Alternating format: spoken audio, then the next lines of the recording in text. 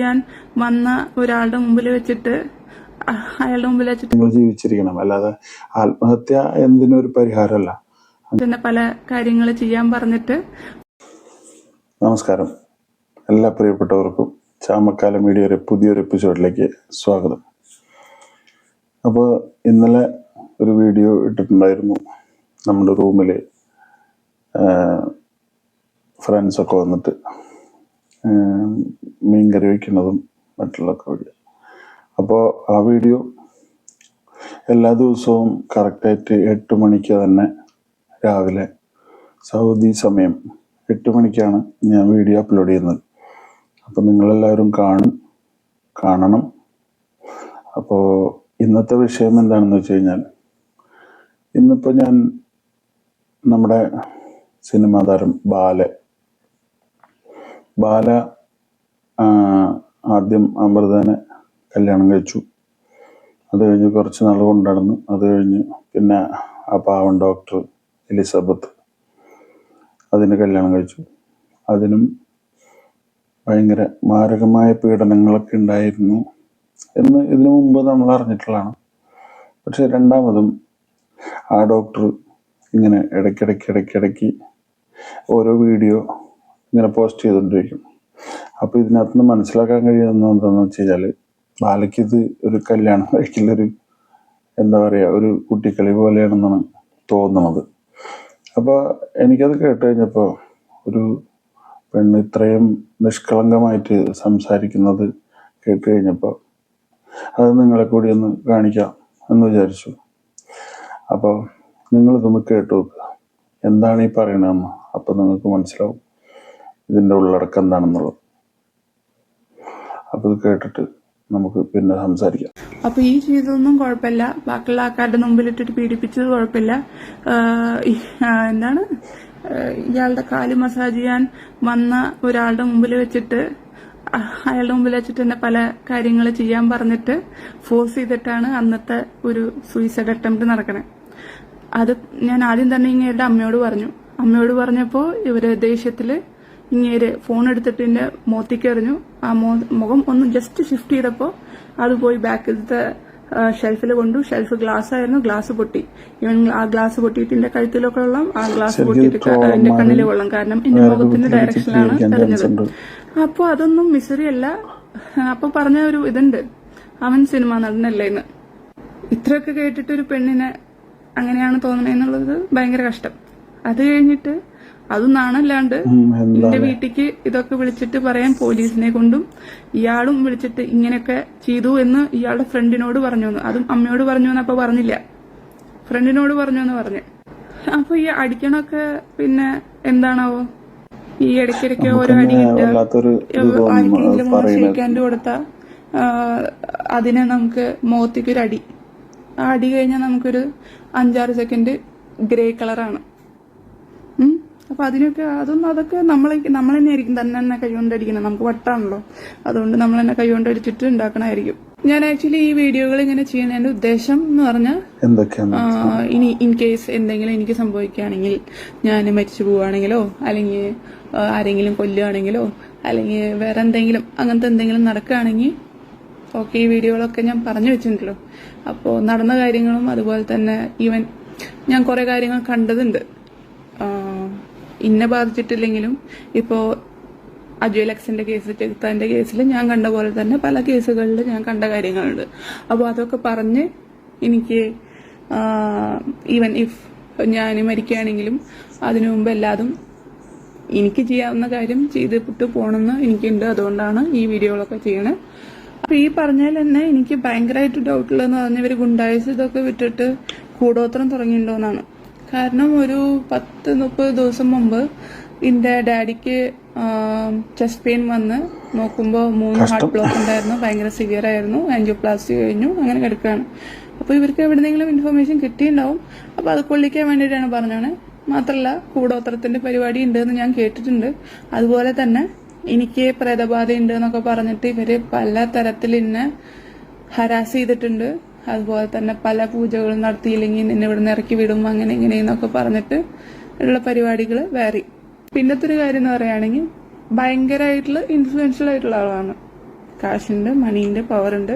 ഞാൻ പല സമയത്ത് ഗുണ്ടകൾ വരുന്ന കണ്ടിട്ടുണ്ട്, പല സമയത്ത് പോലീസുകാർ വരുന്ന കണ്ടിട്ടുണ്ട്, പല സമയത്ത് പൊളിറ്റീഷ്യൻസ് വരുന്ന കണ്ടിട്ടുണ്ട്. മാത്രമല്ല ഈ മോൺസൺ മാവുങ്കൽ എന്ന് പറഞ്ഞിട്ടുള്ള കേസ്, ആ കേസിലെ ഈവൻ ഇപ്പോൾ IAS പഠിക്കാനുള്ള ഒരു കേസൊക്കെയാണെന്ന് പറഞ്ഞു. അത്ര വലിയ കേസൊക്കെയാണെന്നാണ് പറഞ്ഞത്, അത്ര ആൾക്കാരനെ പറ്റിച്ചിട്ടുണ്ട് എന്നുള്ളത്. അപ്പൊ അത്ര സീക്രട്ട് ആയിട്ടുള്ള നടന്നിട്ടുള്ള കേസ് പോലും അങ്ങേരനെ അറസ്റ്റ് ചെയ്യണതിന്റെ 6 മാസം മുമ്പ് ഇങ്ങേർക്ക് ഒരു SP ഇയാളിനെ ഇൻഫോം ചെയ്തിട്ടുണ്ടായിരുന്നു, അയാളായിട്ടുള്ള ഡീലിങ്സ് ഒക്കെ കട്ട് ചെയ്യണം, ഇനി ഇന്നെ വിളിക്കേണ്ട, നിങ്ങളും അവരായിട്ടുള്ള ഡീലിങ്സ് ഒക്കെ കട്ട് ചെയ്തിട്ട് നിർത്തണം എന്ന് പറഞ്ഞിട്ട് ഇയാൾക്കൊരു ഇൻഫർമേഷൻ കിട്ടിയിട്ടുണ്ടെന്ന് ഇയാൾ പറഞ്ഞിട്ടുണ്ടായിരുന്നു. അതൊക്കെ സത്യമാണോ എന്നറിയില്ല. കാരണം 100% സംസാരിക്കുന്നതിൽ 80% മാത്രമേ വിശ്വസിക്കാൻ പറ്റുള്ളൂ. അത് വെറുതെ പൊങ്ങച്ചം പറഞ്ഞതിൽ പറഞ്ഞാണോ എന്നറിയില്ല. പക്ഷെ ഞാൻ അത് കേട്ടിട്ടുണ്ട്. അത് നിങ്ങൾക്ക് കൂടുതൽ അന്വേഷിക്കണമെങ്കിൽ അന്വേഷിക്കാം, അന്വേഷിക്കണമെങ്കിൽ അന്വേഷിക്കേണ്ട. കാരണം സീക്രട്ട് ആയിട്ട് നടത്തിയൊരു മിഷൻ എങ്ങനെ ഇയാൾക്ക് മാത്രം അറിയണമെന്ന് എനിക്കറിയില്ല. അപ്പോൾ അതുകൊണ്ടൊക്കെ എനിക്ക് പേടിയാണ്. കാരണം SP റാങ്കിലുള്ള ഒരാള് ഇതൊക്കെ വിളിച്ചു പറഞ്ഞു എന്നാണ് എന്നോട് പറഞ്ഞത്. ഓക്കെ, ആ കേസ് നടക്കുന്ന സമയത്ത് അന്ന് കുറേ ഇഷ്യൂ ഉണ്ടായിരുന്നു. അന്ന് ഇന്ന് എല്ലാ ന്യൂസ് ചാനലിലും കൊണ്ടുപോയി പിടിച്ചിട്ട് ഇരുത്തിയായിരുന്നു. അത് എന്റെ ഇഷ്ടത്തിൽ ഇരുത്തിയിട്ടല്ല. അന്ന് ഇരുത്താൻ കാരണം എന്ന് പറഞ്ഞാൽ ഒരു പെണ്ണ് കൂടിയിരിക്കുന്നുണ്ടെങ്കിൽ ഇവരധികം എന്നെ ക്വസ്റ്റ്യൻ ചെയ്യില്ല എന്നുള്ള ഒറ്റ ഒരു കേസിന് കൊണ്ടാണ് എല്ലാ ഇന്റർവ്യൂവിലും എന്നെ പിടിച്ചിട്ട് അവിടെ ഇരുത്തിയിരുന്നത്. മാത്രമല്ല നികേഷ് സാറിന്റെ ഒരു ഇന്റർവ്യൂവില് പുള്ളി പറഞ്ഞു ഭാര്യ ഇരിക്കേണ്ടെന്ന് പറഞ്ഞു. പക്ഷെ പുള്ളിക്ക് എന്തോ പറയാൻ കിട്ടാത്ത സമയത്ത് എലിസബത്ത് കം ഹിയർ എന്ന് പറഞ്ഞിട്ട് നിങ്ങൾ അത് ഒരു ട്രോളാക്കിയിട്ട് എടുത്ത സംഭവമാണ്. അത് പുള്ളിക്ക് പറയാൻ കിട്ടാതിരിക്കുമ്പോൾ ഇന്ന അമ്മ ഇരിക്കുന്നുണ്ട്, ഇന്ന ഭാര്യ ഇരിക്കുന്നുണ്ട് എന്നൊക്കെ പറഞ്ഞിട്ട് ഉണ്ടാക്കുന്ന ഓരോ കേസുകളാണ്. അത് മനസ്സിലാവുന്ന ആൾക്കാർക്ക് മനസ്സിലാവും, അല്ലാത്ത ആൾക്കാർക്ക് മനസ്സിലാവില്ല. റിസ്ക് ഓഫ് ഗെറ്റിംഗ് പ്രഗ്നന്റ്, ഇത്ര കാലം ഞാൻ പ്രഗ്നന്റ് ആവില്ല എന്നാണല്ലോ പറഞ്ഞോണേ. പല തവണയും ഇന്റർവ്യൂവില് ഞാൻ പ്രഗ്നന്റ് ആവില്ല, അവൾക്ക് പ്രഗ്നന്റ് ആവാൻ പറ്റില്ല എന്നൊക്കെയാണ് പറഞ്ഞിരുന്നത്. ഇപ്പോൾ എവിടുന്നാണോ റിസ്ക് ഓഫ് ഗെറ്റിംഗ് പ്രഗ്നന്റ് എന്ന് മാറിയതെന്ന് എനിക്ക് മനസ്സിലാവുന്നില്ല. അങ്ങനെ ആരും എന്നെ ഭീഷണിപ്പെടുത്തിയിട്ടില്ല. ഇവൾക്ക് പ്രഗ്നൻസി ആവില്ല എന്ന് ഈ ഒരു മനുഷ്യൻ പല ഇന്റർവ്യൂകളിലായിട്ട് പറഞ്ഞിട്ടുണ്ട്. അങ്ങനെയാണ് കെട്ടണേന്നോ അങ്ങനെയൊക്കെ ഇൻഡയറക്ട്ലി പറഞ്ഞിട്ടുണ്ട്. ഒന്നും ഡയറക്ട്ലി പറയുന്നില്ലല്ലോ, ഞാൻ ഡയറക്ട്ലി ഒന്നും പറയുന്നില്ലല്ലോ, അത് ഇൻഡയറക്ട്ലിയാണ് പറയണേ. ഇപ്പോൾ അത് മാറ്റിയിട്ട് റിസ്ക് ഓഫ് ഗെറ്റിംഗ് പ്രഗ്നന്റ് എന്ന് പറയുന്നുണ്ട്. അതുപോലെ തന്നെ she also has paranoia and believes, ഞാൻ പുള്ളിക്കാരന്റെ ഗുണ്ടയാന്ന് വിചാരിക്കുന്നുണ്ട്. അനിയോ ബേബിയുടെ ഒരു കുട്ടീനെ വിറ്റ പെണ്ണിനെ കുറച്ചു കാലം അവിടെ കൊണ്ടുപോയി നിർത്തിയായിരുന്നു. അതൊക്കെ അവിടെ പോയിട്ടുള്ള ആൾക്കാർ, കുറച്ച് ആൾക്കാർ നമ്മളെ ഇവിടെയൊക്കെ സ്നേഹം ഉണ്ടാവുമല്ലോ, കുറച്ചു കാലം അവിടെ നിന്നിട്ട് ഭക്ഷണം കഴിച്ചതും കുറച്ചു നേരം സംസാരിച്ചതും കളിച്ചതും ഒക്കെ ആണല്ലോ. അപ്പൊ അവരായിട്ടുള്ള ലീലാവിലാസങ്ങളൊക്കെ പറഞ്ഞിട്ടുണ്ടായിരുന്നു. അത് കഴിഞ്ഞിട്ട് വേറൊരു പെണ്ണ് വന്നിട്ടുണ്ടായിരുന്നു. അത് അവരുടെ ബർത്ത്ഡേ വീഡിയോകളിലൊക്കെ കാണാൻ പറ്റും ഏതായിരുന്നു പെണ്ണെന്ന്. അവരൊക്കെ കല്യാണം കഴിക്കാമെന്ന് പറഞ്ഞിട്ട് വാശി പിടിച്ചപ്പോൾ അവരെ ഇറക്കി വിട്ടുവെന്നും നിങ്ങളുടെ സ്റ്റാൻഡേർഡ് നിങ്ങൾ അറിയണം, നിങ്ങൾ ഏത് നിലയിലാണ് ഞാൻ ഏത് നിലയിലാണ് അറിയണം എന്നൊക്കെയാണ് അവരോട് പറഞ്ഞതെന്നൊക്കെയാണ് കേൾക്കണേ. അത് കഴിഞ്ഞിട്ട് വന്ന ആളാണ് ഇപ്പൊ ഈ പുതിയ ലേഡി. അവര് ഞാൻ മെഡിസിൻ തെറ്റിക്കൊടുത്തൊക്കെ എങ്ങനെ കണ്ടു എനിക്ക് മനസ്സിലാവണില്ല. പക്ഷെ ഈ മെഡിസിൻ തെറ്റിക്കൊടുത്ത കഥയൊക്കെ കുറെ ആൾക്കാരോട് ഇയാൾ എനിക്ക് തെറ്റായിട്ടുള്ള മെഡിസിനാണ് തരണേ എന്ന് ഒക്കെ പറയുന്നുണ്ട് എന്നുള്ളത് ഞാൻ കേട്ടിട്ടുമുണ്ട്. അത് ഞാൻ ഇങ്ങേരുടെ ബെസ്റ്റ് ഫ്രണ്ട് ആയിട്ടുള്ള ഒരു ആക്ടറിനോടും പറഞ്ഞിട്ടുണ്ട്, അതുപോലെ തന്നെ ഇങ്ങേരുടെ ചേച്ചിയോടും പറഞ്ഞിട്ടുണ്ട്. അപ്പൊ അവരൊക്കെ പറഞ്ഞു സത്യാവസ്ഥ ഞങ്ങൾക്കറിയാം, ഇനി ഒരു പെണ്ണും അവന്റെ വീട്ടിൽ കയറില്ല, എലിസബത്ത് മാത്രമാണ് ഭാര്യ എന്നൊക്കെ പറഞ്ഞിട്ടുള്ള മെസ്സേജുകളൊക്കെ നമ്മുടെ കയ്യിലുണ്ട്. അതായത് ഇയാൾ മുമ്പേ അതൊക്കെ ഇയാള് എപ്പോഴും മാനിപ്പുലേറ്റീവായിട്ട് ഞാൻ ഈ പുള്ളിയുടെ വീട്ടിൽ കാല് കൂത്തണതിന് മുമ്പ് എങ്ങനെ എന്നെ ഇറക്കി വിടണമെന്ന് പ്ലാൻ ചെയ്ത ആളാണ്. സോ വെരി മാനിപ്പുലേറ്റീവ് ആളാണ്. സോ ഇതൊക്കെ പറഞ്ഞില്ലെങ്കിൽ തെറ്റുള്ളൂ. പക്ഷെ ഈ പെണ്ണ് എങ്ങനെ കണ്ടുപിടിച്ചു, എന്നെ കാണാത്ത പെണ്ണ് എങ്ങനെ കണ്ടുപിടിച്ചു? ഞാൻ വന്നു കഴിഞ്ഞിട്ട് ഓൾറെഡി 2-3 പെണ്ണുങ്ങൾ ഓൾറെഡി വന്ന് അവിടെ നിന്ന് പോയിട്ടുണ്ട്, അവരിനെയൊക്കെ ചതിച്ചിട്ട് വിട്ടിട്ടുണ്ട്. എല്ലാവരും പറയണത് ഇന്റെ തെറ്റ് ഈ പെണ്ണ് കണ്ടുപിടിച്ചു, ഈ മാലാഖി ഇല്ലെങ്കിൽ പുള്ളി ചത്തേരുന്നു എന്നൊക്കെയാണ് പറയണത്. സോ അതെനിക്കറിയില്ല. ഞാൻ ഇതുവരെ ഇവരുടെ ഫോണിലൂടെയും അതുപോലെ തന്നെ ഇവരുടെ കമന്റ് അല്ല വാട്സാപ്പ് മെസ്സേജുകളിലൂടെയും മാത്രമാണ് കണ്ടിട്ടുള്ളൂ. കുറെ മീഡിയക്കാർക്ക് ഒരു ബക്കാർഡർ കുപ്പിയും അതുപോലെ തന്നെ എത്ര 5000-10,000 കൊണ്ട് കൊടുത്തിട്ട് കുറെ യൂട്യൂബേഴ്സിനെ കൊണ്ട് സ്വന്തമായിട്ടുള്ള വീഡിയോകൾ ഇടിപ്പിക്കുന്ന കേസുകൾ ഞാൻ കണ്ടിട്ടുണ്ട്. ഞാൻ അവിടെയാണല്ലോ നിന്നായിരുന്നത്. ഇനി അതിലും നിങ്ങൾക്ക് ഡൗട്ട് ഉണ്ടോ എന്ന് എനിക്കറിയില്ല. ഞാൻ അങ്ങനെ കണ്ടിട്ടുണ്ട്. അപ്പൊ ഇപ്പോ വിവാഹം കഴിച്ചിട്ടുള്ള സ്വന്തം സ്വത്ത് പോകാതിരിക്കാൻ വേണ്ടിയിട്ട് സ്വന്തം മുറപ്പെണ്ണിനെ തന്നെ വിവാഹം കഴിച്ചിരിക്കുന്നത് കാര്യങ്ങളൊക്കെ ഇതിൽ പറയാൻ കോകില. ഞാൻ ഇനിയിപ്പോൾ ഇതിൻ്റെ അവസ്ഥ എന്താണാവോ? ആക്കുന്നുണ്ടെങ്കിൽ ഇത് ഈ മുണ്ട് മാറുന്നത് പോലെ ഇങ്ങനെ ഇനി അടുത്തത് നല്ലതിനെ കണ്ടു കഴിയുമ്പോൾ കോകിലയുടെ കാര്യം ഇതൊക്കെ തന്നെ. എന്റെ FB പക്ഷെ ഇതെവിടെയെങ്കിലും ഒരിക്കല് അവസാനിക്കും. കാരണം എല്ലാ പെൺകുട്ടികളും ഒരേപോലെ ആയിരിക്കുമല്ലോ. അപ്പോൾ ബാല എന്താവുന്നുള്ളത് കണ്ടറിയണം. ഇതിനു മുമ്പ് നമ്മുടെ ചെകുത്താനെ കയറ്റി പ്രശ്നം ഉണ്ടായിരുന്ന കാര്യങ്ങളും എല്ലാം ഈ എലിസബത്തിന് അറിയാവുന്ന കാര്യങ്ങളാണ്. പക്ഷെ ഇത് ഇനി എന്തൊക്കെയായിരുന്നു? ബാല എല്ലാവരുടെ അടുത്തും ഇതൊക്കെ മറയ്ക്കാൻ വേണ്ടിയിട്ട് ഒരു ചാരിറ്റി ഞങ്ങൾ നടത്തും. പെട്ടെന്ന് ആരെങ്കിലും എന്തെങ്കിലും കുറച്ച് പൈസ കൊടുക്കുക. ഇപ്പൊ കേരളം വിടുകയാണെന്ന് തോന്നി. കേരളം വിടുകയാണ് നല്ലത്. കാരണം എന്താണെന്ന് വെച്ച് കഴിഞ്ഞാൽ കേരള പോലീസ് സ്ട്രോങ് ആണ്. തമിഴ്നാട്ടിൽ നിങ്ങൾ പൈസ ഉണ്ടെങ്കിൽ എന്തും നടക്കും. പക്ഷെ കേരളത്തിൽ അത് നടക്കില്ല.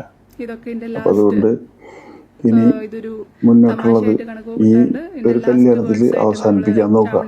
അല്ലാതെ ഇതിലും മേലേക്ക് പോയി കഴിഞ്ഞാൽ പണി കിട്ടും ബാലെ. മനസ്സിലായോ? നിങ്ങൾ നല്ലൊരു സിനിമ നടനായിരുന്നു. അന്നൊക്കെ നിങ്ങളോട് നല്ല ബഹുമാനം ഉണ്ടായിരുന്നു. നല്ലൊരു അഭിനയം ഒക്കെ നിങ്ങൾക്ക് അറിയാം. പക്ഷെ ജീവിതത്തിൽ നിങ്ങൾ നന്നായിട്ട് അഭിനയിക്കുന്നുണ്ട്. അതിപ്പോൾ നമ്മൾ എല്ലാവർക്കും മനസ്സിലായി. അപ്പോൾ ഇന്നത്തെ വീഡിയോ ഇത്രയേ ഉള്ളൂ. അപ്പം നിങ്ങൾ ആ പെൺകുട്ടിയുടെ ഒരു ഇത് കേട്ടല്ലോ. അപ്പോൾ എല്ലാവർക്കും ചോദിക്കാവുന്ന ഒരു കാര്യമുണ്ട്. ഇതൊന്നും മുന്നേ അറിയാതെയാണോ ഈ കല്യാണത്തിന് സമ്മതിച്ചതെന്ന്? പക്ഷെ അറിയാതെ ആയിരിക്കും, അല്ലാതെ ഇങ്ങനെ സമ്മതിക്കാൻ വഴിയില്ല. പക്ഷെ എല്ലാം അറിഞ്ഞു കഴിഞ്ഞപ്പോൾ സ്വയം പിന്മാറി. അതിനെന്തായാലും ഒരു ബിഗ് സല്യൂട്ട് ഡോക്ടർ എലിസബത്ത്.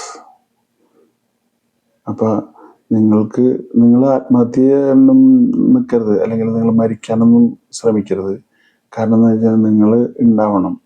ഇതിൻ്റെ അവസാനം എന്താണെന്നുള്ളത് നിങ്ങളും കൂടി കാണണം. അതിനുവേണ്ടി നിങ്ങൾ ജീവിച്ചിരിക്കണം. അല്ലാതെ ആത്മഹത്യ എന്തിനൊരു പരിഹാരമല്ല. അങ്ങനെ ഒരിക്കലും ചെയ്യാതെ ഇരിക്കുക. അതിനൊന്നും ചിന്തിക്കാതിരിക്കുക. അങ്ങനെയൊന്നും ചിന്തിക്കരുത്. നിങ്ങൾ ഈ പുള്ളി ഇപ്പോൾ കല്യാണം കഴിച്ചിട്ടുണ്ടല്ലോ, ഇത് എവിടം വരെ എത്തും? ഇനി ഇവിടെ നിന്ന് അങ്ങോട്ടുള്ള മുന്നോട്ടുള്ളതൊക്കെ നിങ്ങൾ കാണണം. നിങ്ങൾ കണ്ടിട്ട് ഇരിക്കുമ്പോഴല്ലേ നിങ്ങളുടെ മനസ്സിൽ നിങ്ങൾ ഈ അനുഭവിച്ചതൊക്കെ മറ്റുള്ളൊരു അനുഭവിക്കുന്ന കാണുമ്പോഴേ നിങ്ങൾക്ക് ഒരു ഇതുണ്ടാവുള്ളൂ. അപ്പം അതുകൊണ്ട് ഒരിക്കലും നിങ്ങൾ ആത്മഹത്യക്കൊന്നും പോകരുത്. ഇത്രയും ഞങ്ങൾക്ക് പറയാനുള്ളൂ. നിങ്ങൾക്ക് എപ്പോഴും നമ്മുടെ മറ്റുള്ളവരുടെ സപ്പോർട്ട്, എല്ലാവരുടെ സപ്പോർട്ട് ഉണ്ടാവും. നിങ്ങൾ വീഡിയോ ഇനിയും ചെയ്യണം. നിങ്ങൾ എല്ലാ കാര്യങ്ങളും തുറന്നു പറയണം. അത്ര എനിക്ക് പറയാനുള്ളൂ. അപ്പം ഈ വീഡിയോ ഇഷ്ടപ്പെട്ട എല്ലാവർക്കും ഷെയർ ചെയ്യുക. നമ്മുടെ ചാനലൊന്ന് സബ്സ്ക്രൈബ് ചെയ്യുക. അപ്പോൾ അടുത്തൊരു വീഡിയോ ആയിട്ട് നാളെ രാവിലെ വീണ്ടും 8 മണിക്ക് കാണാം. Thank you very much.